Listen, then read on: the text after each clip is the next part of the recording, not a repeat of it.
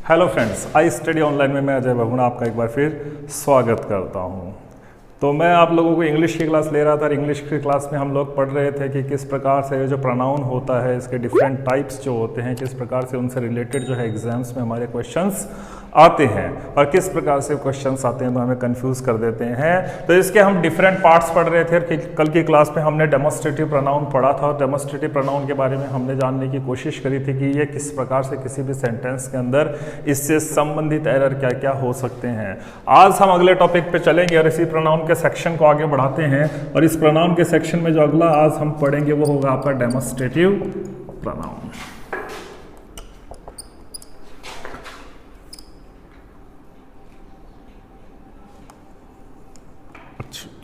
काटो यार, काटो। डिस्ट्रीब्यूटिव और डेमोस्ट्रेटिव।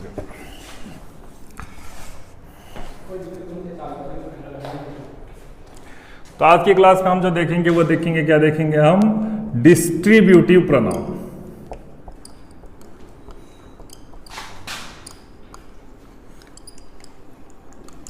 ठीक है, तो ये डिस्ट्रीब्यूटिव प्रोनाउन और इस डिस्ट्रीब्यूटिव प्रोनाउन के अंतर्गत हम जिन प्रोनाउन का स्टडी करेंगे वो होगा आपका ईच, आइदर और नाइदर। ठीक है, ईच, आइदर व नाइदर, इन तीनों को ही क्या कहा जाता है? डिस्ट्रीब्यूटिव प्रोनाउन कहा जाता है। अब इससे रिलेटेड प्रश्न किस प्रकार से आते हैं उन चीज़ों पे गौर करते हैं। पहली चीज़ का ध्यान रखिएगा, ये जो ईच यूज किया जाता है, ये जो ईच वाक्य के सब्जेक्ट के रूप में यूज किया जाता है, तो इस ईच के अंदर कौन शामिल होता है? एवरीवन, सभी शामिल हो जाते हैं। जैसे मैंने कहा ईच चाइल्ड, ठीक है, एक स्लैश लगा देता हूं, चिल्ड्रन was ever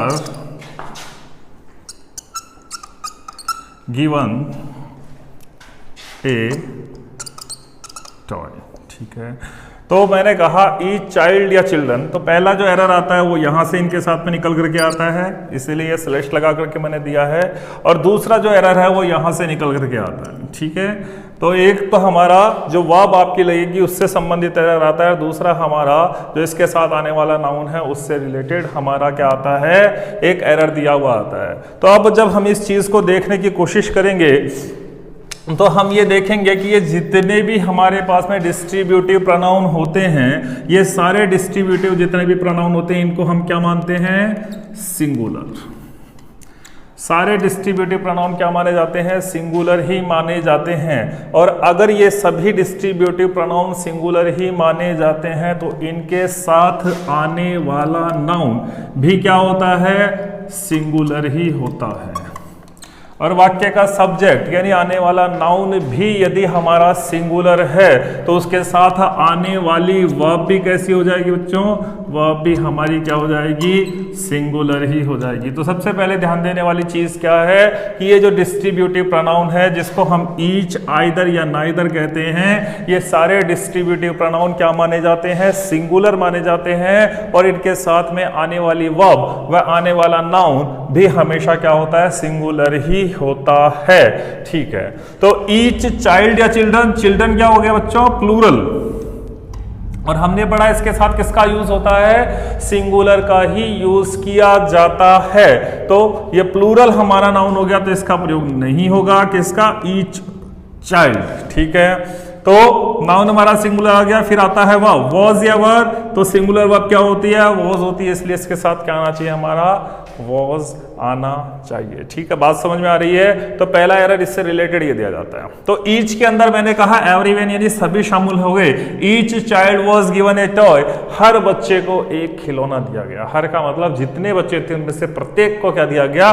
खिलौना दिया गया, यानी सभी की बात हो गई। लेकिन जब हम बात करते हैं इन दो की, आइदर की और नाइदर की, जब आप बात हम इन दो की करते हैं, इन दो प्रोनाउन की बात करते हैं, तो ये किसके लिए यूज होते हैं बच्चों? दो लोगों के लिए।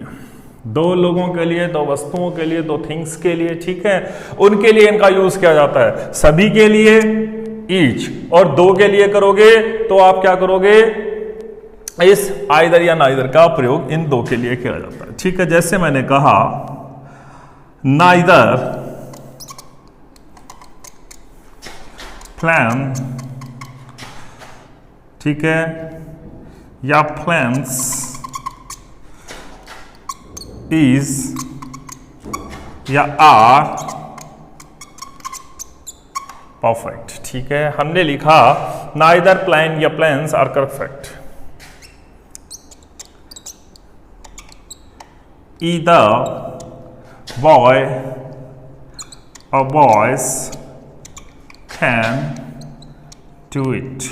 ठीक है, तो हमने ये 3 सेंटेंस लिखे, ये वाला सेंटेंस हमने देख लिया। अब चलते हैं इस सेंटेंस के ऊपर, neither plan is uh perfect. ठीक है, फिर बात वही आ गई, नाइदर यानी दो चीजों की, दो प्लान है कोई से भी। ठीक है, तो नाइदर कर दिया तो हमने क्या कहा था, ये सभी क्या होते हैं, सिंगुलर होते हैं। तो सिंगुलर होते हैं तो बताइए प्लान आएगा या प्लान्स आएगा?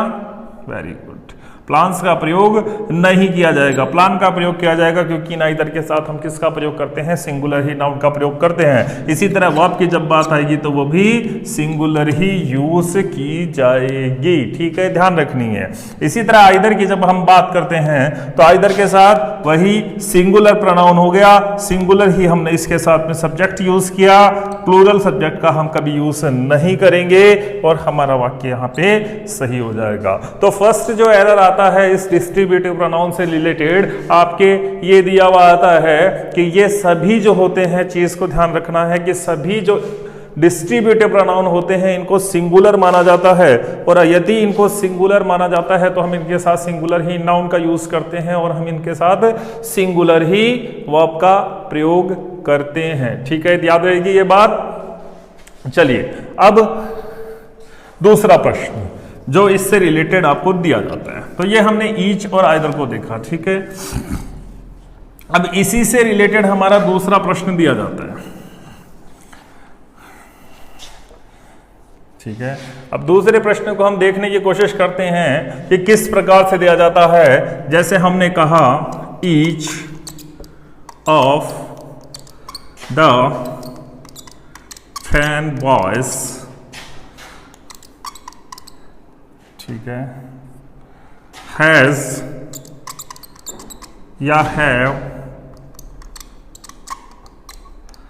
सबमिटेड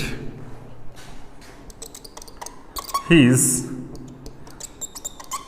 या their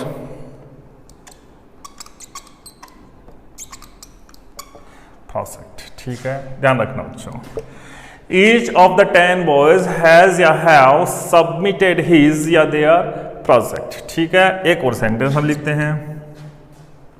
ठीक है,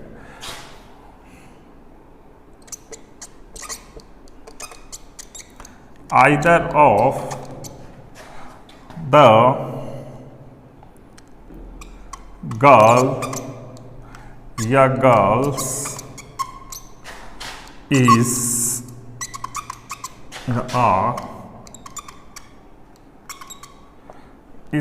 guilty। ठीक है,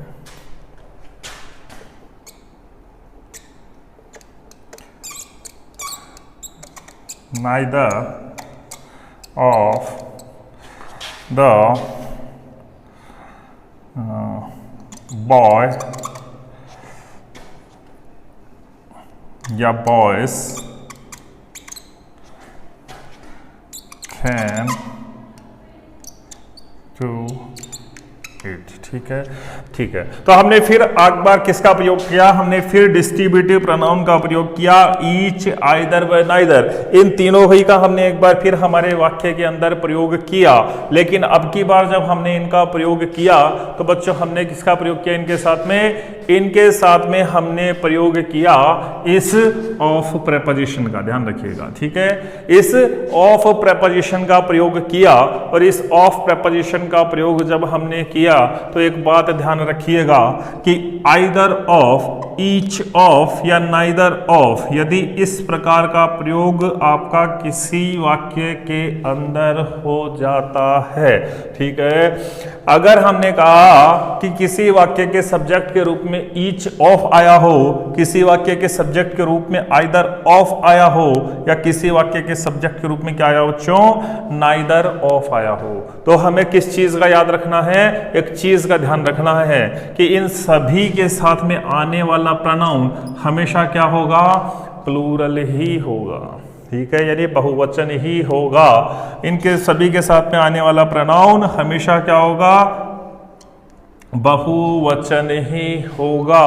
लेकिन, ठीक है, लेकिन बात किस चीज की करते हैं, इस वर्ब की। लेकिन ये जो वर्ब आपकी यूज होगी वो हमेशा कौन सी यूज होगी, सिंगुलर ही यूज होगी। प्लूरल वर्ब का आप इसके साथ में प्रयोग नहीं करेंगे, क्योंकि 10 बच्चों में से ईच यानी प्रत्येक एक की बात हो रही है, और प्रत्येक एक की बात हो रही है तो हम उसे सिंगुलर ही मानते हैं, और तो सिंगुलर ही वर्ब उसके साथ में यूज की जाएगी, और सिंगुलर ही हमने माना और सिंगुलर ही हमने उस वर्ब का यूज किया, तो आने वाला प्रोनाउन भी हमारा कैसा हो जाएगा, सिंगुलर ही हो जाएगा, ठीक है, याद रखना है। यहां से एरर निकल के आता है, यहां से आपको एग्जाम में प्रश्न पूछा जाता है कि यदि किसी वाक्य में ईच ऑफ का प्रयोग हो गया हो, यदि किसी वाक्य में आइदर ऑफ का प्रयोग हो गया हो, यदि किसी वाक्य में नाइदर ऑफ का प्रयोग हो गया हो, तो एक चीज को याद रखना है, और वो क्या है कि इन सबके साथ आने वाला प्रोनाउन तो हमेशा क्या होगा बच्चों,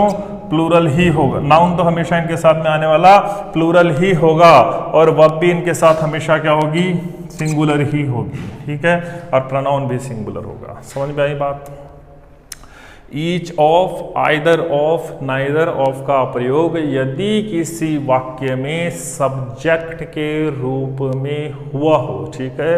each of, either of, neither of का प्रयोग यदि किसी वाक्य में सब्जेक्ट के रूप में हुआ हो तो इनके साथ आने वाला नाउन हमेशा प्लूरल होता है, परंतु इनके साथ आने वाली वर्ब हमेशा सिंगुलर होती है, एवं इनके साथ आने वाला प्रोनाउन भी हमेशा क्या होता है बच्चों, सिंगुलर ही होता है, ठीक है। यहां तक बात समझ में आई, याद रहेगी ये बात, बहुत इंपॉर्टेंट चीज है, ठीक है, बहुत इंपॉर्टेंट चीज है, बहुत इंपॉर्टेंट टूल है ये। एग्जाम में यहां से बहुत प्रश्न आते हैं हमारे पास में। इसी से रिलेटेड अब एक प्रश्न और आ जाता है, एक एरर और इसी से रिलेटेड आता है हमारे डिस्ट्रीब्यूटिव प्रोनाउन में। जैसे मैंने सेंटेंस लिखा, neither of the 10 boys has या have submitted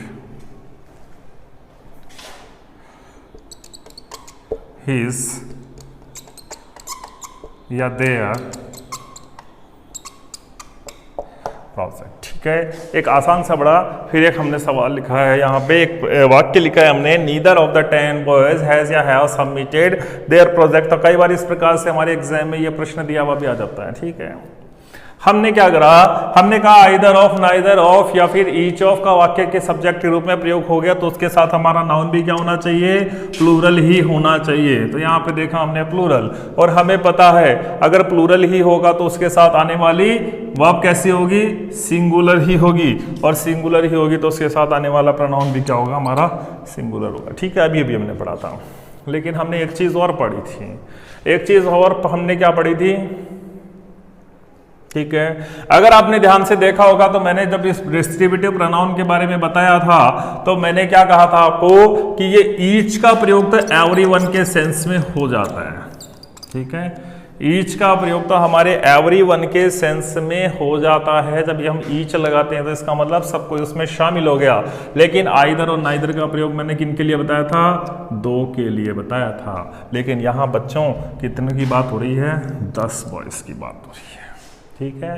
कितनों की बात हो रही है, 10 बॉयज की बात हो रही है। तो 10 बॉयज की बात होगी और संख्या किससे हो गई? 2 से ज्यादा हो गई। तो 2 से ज्यादा हो गई, इसका मतलब हमारा ये पोर्शन ही गलत हो गया। इसकी जगह सही क्या होना चाहिए था? या तो हम करते नो वन या हम करते नन। ठीक है, ठीक है। तो याद रखना, जब इस प्रकार का प्रश्न आपके पास वाक्य दिया हुआ आ जाए किसी भी क्वेश्चन पेपर के अंदर, क्योंकि एग्जामिनर है और एग्जामिनर क्या करता है, सबसे बढ़िया मौका मिलता है उसे एग्जाम में अपने जो विद्यार्थी बैठने वाले हैं, जो कॉम्पिटिटर बैठने वाले एग्जाम में, उनके दिमाग से खेलने का मौका मिलता है और वो इस मौके को कभी नहीं गंवाता है। वो हमेशा खेलने की कोशिश करता है। लेकिन आपके बेसिक मजबूत हैं, आपकी जड़ मजबूत है, तो क्या करोगे आप बिल्कुल अपने मार्ग से नहीं भटकोगे। तो बात ध्यान रखिएगा, ये आइदर या नाइदर जो आता है हमेशा किसके लिए आता है? ये 2 लोगों के लिए आता है। और 2 से ज्यादा की बात हो जाए तो इस तरीके से आपको करना है। तो यहां पे क्या होना चाहिए था? नन होना चाहिए था। ठीक है, सेंटेंस इंप्रूवमेंट के अंदर भी ये प्रश्न पूछा जाता है। ठीक है, तो ये डिस्ट्रीब्यूटिव प्रोनाउन था। और इससे रिलेटेड हमारे पास में कितने एरर हो सकते हैं एग्जाम में, इससे रिलेटेड हमें कितने प्रकार से प्रश्न पूछे जा सकते हैं, उन सभी को हमने यहां पर देखा। उम्मीद है आपको ये डिस्ट्रीब्यूटिव प्रोनाउन समझ में आ गया होगा। और अब इसी प्रोनाउन का हम अगले सेक्शन में लेके चलते हैं। तो ये डिस्ट्रीब्यूटिव प्रोनाउन था, इंपॉर्टेंट है एग्जाम की दृष्टि से, काफी प्रश्न इसमें से पूछे जा चुके हैं। अब आगे चलते हैं और डिस्ट्रीब्यूटिव प्रोनाउन के बाद जिस प्रोनाउन की हम बात करते हैं, ज्यादा बड़ा नहीं है, बड़ा आसान सा प्रोनाउन है जो हम अगला बात करेंगे, और उसको हम क्या कहते हैं? Reciprocal pronoun. क्या कहते हैं बच्चों? Reciprocal pronoun. ठीक है, रेसिप्रोकल। तो देखो रेसिप्रोकल का मतलब क्या हो गया? ये रेसिप्रोकल होता क्या है? एक्चुअली में ये रेसिप्रोकेट से निकल करके आया है।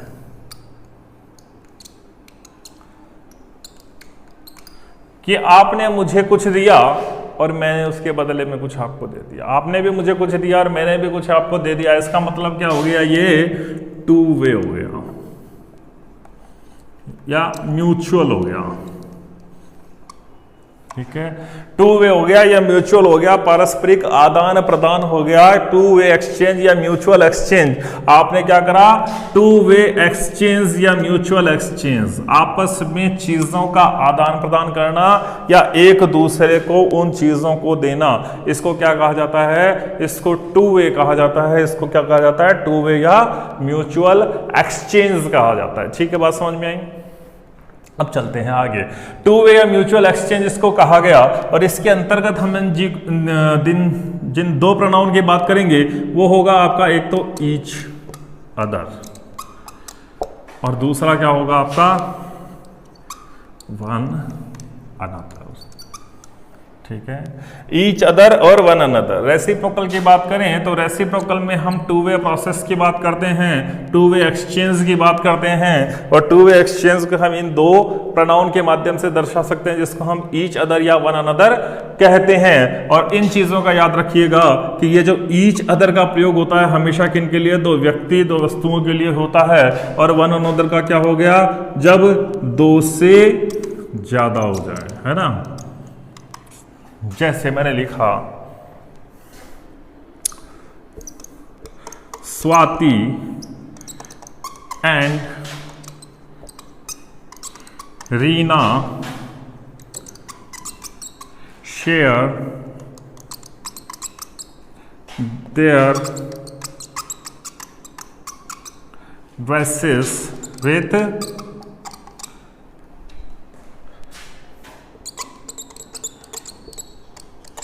each other या वन अनदर। ठीक है, दूसरा सेंटेंस में लिखता हूं, द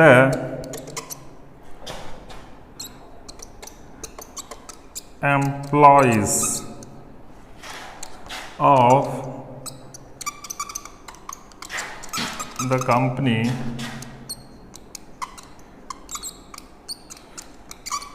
cooperate with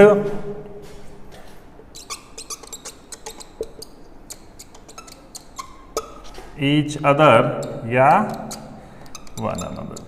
ठीक है, एग्जाम में हमें किस तरीके से पूछा जाता है, कहाँ जहाँ मैं स्लैश लगा रहा हूँ ना वहाँ से एग्जाम में प्रश्न आते हैं, इसलिए मैं स्लैश लगाने कर बताने की कोशिश करता हूँ कि आपको किन चीज़ों को गौर करना है। ठीक है, तो ये हमारे क्या है, रेसिप्रोकल प्रोनाउन है, जिनको हम टू वे या म्यूचुअल एक्सचेंज के रूप में देखते हैं। क्या करते हैं, ये जब चीज़ों का आदान प्रदान होता है, उधर से भी आई इधर से भी गई, तो उन चीज़ों को दर्शाने के लिए हम क्या करते हैं, इस रेसिप्रोकल प्रोनाउन का प्रयोग करते हैं। और इन जब रेसिप्रोकल प्रोनाउन का प्रयोग करते हैं तो हम क्या करते हैं, इसमें ईच अदर या वन अनदर का प्रयोग करते हैं। जब हम इस ऊपर वाले सेंटेंस को देखते हैं, Swati and Reena share their dresses with each other या वन अनदर, ठीक है, विथ ईच अदर या वन अनदर, ठीक है, तो हमने क्या कहा, दो लोग होंगे और आपस में कुछ वो एक्सचेंज कर रहे हैं, म्यूचुअली अगर वो एक्सचेंज कर रहे हैं, तो दो लोग जब किसी चीज़ों को एक्सचेंज कर रहे हैं आपस के अंदर, तो उसको आप क्या कहोगे, ईच अदर। ठीक है, तो स्वाति एंड रीना लोग कितने हो गए,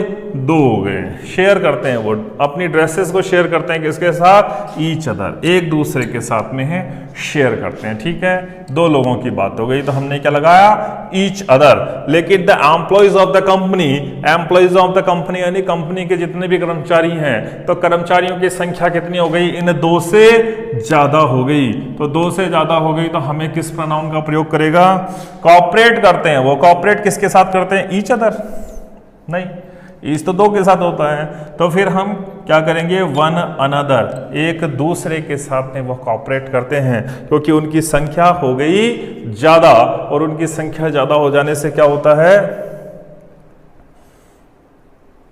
एक्सचेंज करने के लिए, म्यूचुअल एक्सचेंज को दिखाने के लिए जब संख्या दो से ज्यादा हो जाए तो हम किस प्रोनाउन का प्रयोग करते हैं, इस वन अनदर प्रोनाउन का प्रयोग करते हैं। ठीक है, बात समझ में आई, बड़ा आसान सा ये एक प्रोनाउन था।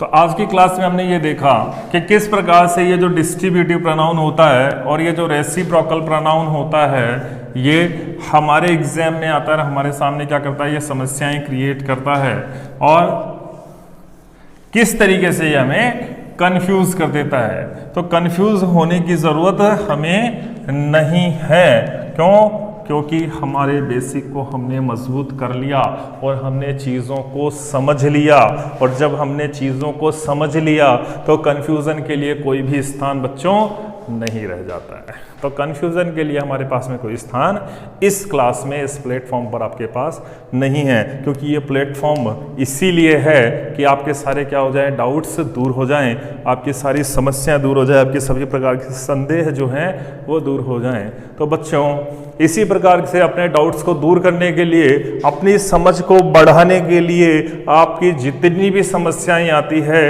एग्जाम पेपर में, एग्जाम से रिलेटेड, उन सभी के संदेहों का सॉल्यूशन करने के लिए हम हमेशा आपके सामने तैयार रहते हैं।